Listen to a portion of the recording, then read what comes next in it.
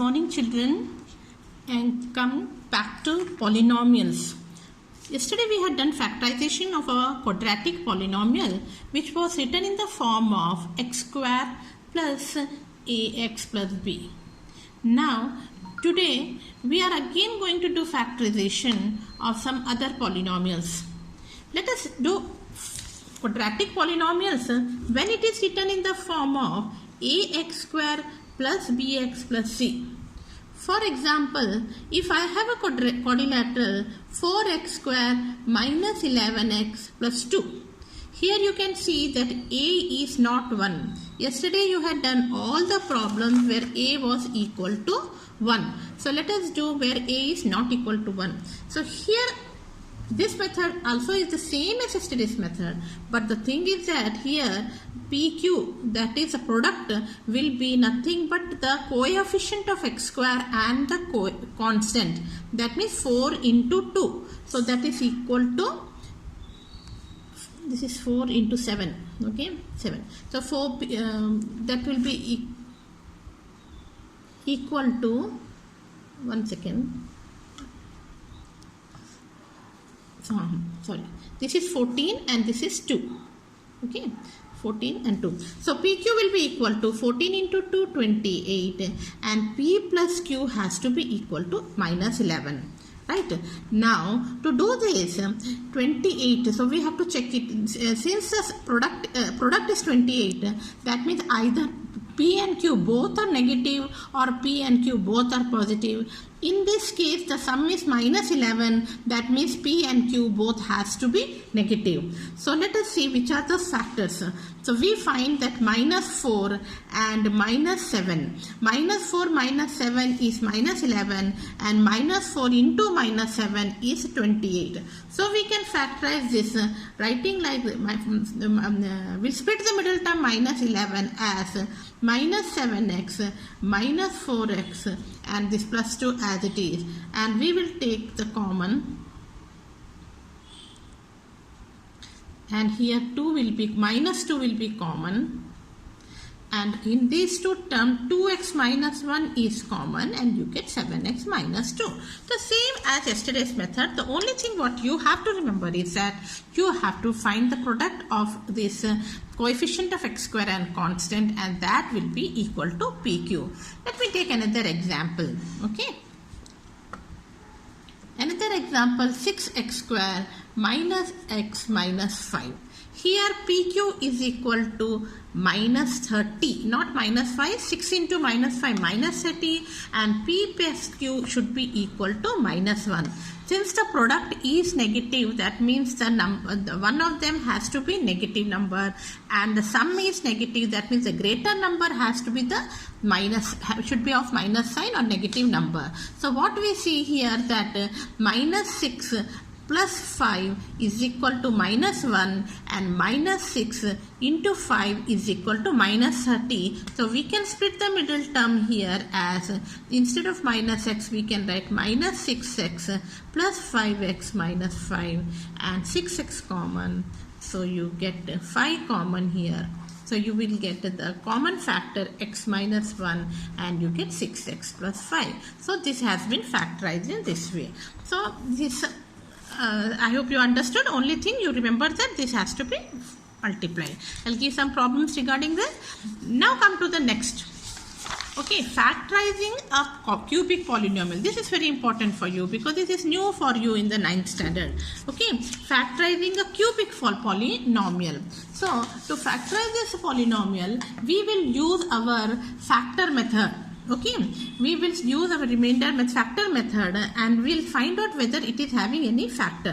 So 10 is, since 10 is a constant number, so the factors are 1, 2 and 5. So we'll start with 1. Okay, we'll try. We'll see what is P of 1. P of 1 will be 2 into 1 cube 2, 15 plus 27 minus 10, and you see 27 plus 2, 9, 29 minus 25, which is not equal to 0. So we will proceed. We will try to do with P2. When you do P2, 2 cube is 8, 8 into 2 is 16. Here 2 square 4, 15 into 4 is 60. This will become 54 and this 10. And you get 16 plus 54 is equal to 70. Minus 60 minus 10 is 70, which is equal to 0. So we'll stop here. So we find that since P2 is equal to 0, that means 2 is 0 of this polynomial. Therefore, x minus 2 is a factor of Px. I hope no. Since the P2 is equal to 0, so x minus 2 is a factor of it. That is only known as factor theorem. Right? So one factor we came to know. Since it is a cubic polynomial, that it can have at most 3 factors. So let us find out what are the other 2 factors.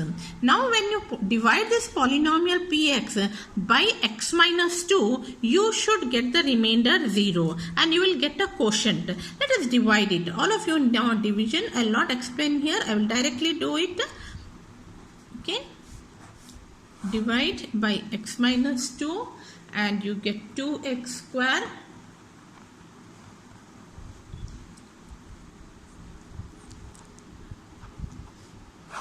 Sign will change, minus 11x square. Then here it will become minus 11x.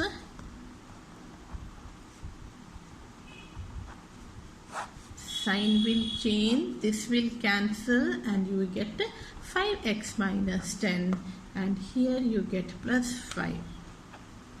Yes, the remainder is 0. Since the remainder has to be 0 because we know that x minus 2 is a factor. Now this into this is equal to this. That means 2x square minus 11x plus 5 is also a factor. So 2x square minus 11 plus 5 is a factor of Px. But now this is a quadratic polynomial. So we can factorize it further. Let us see which we can split the middle term. Yes, 2 into 5 is 10 and 10 PQ is equal to 10 here and P plus Q should be 11. This is possible if you take minus 10 minus 1. So we will do and we'll take 2x common. We get x minus 5. Here we'll take minus 1 common. We get x minus 5. So we got x minus y to 2x minus 1. That's interesting. So what we will see that the Px polynomial can be factorized as one factor was x minus 2, which we have found by factor theorem, and then another 2 factors are x minus y and 2x minus 1. So this is the way we are going to factorize a cubic polynomial. I repeat what I have done. Okay, first we will use factor theorem. For that we will take the factor of 10 and then we will find the P of 1. We found it is not equal to 0. We found P2 it was equal to 0. Then so it was confirmed that x minus 2 is one of the factor of Px. Then we divided the whole polynomial by x minus 2 and we got the quotient as 2x square minus 11x plus 5. So 2x square minus 11x plus 5, since it is a quadratic, we can split the middle term and we can get the factor. So the final factors are these 3. Remember children, you cannot use a split of middle term for the cubic polynomial. Splitting the middle term can be used only for the quadratic polynomial. Okay, I hope you understood. So shall I give some problems for you for the classwork? You have time now, still 20-25 minutes. So I'll give you some problems for the classwork. You do it in the classwork. Okay, thank you and have a nice day.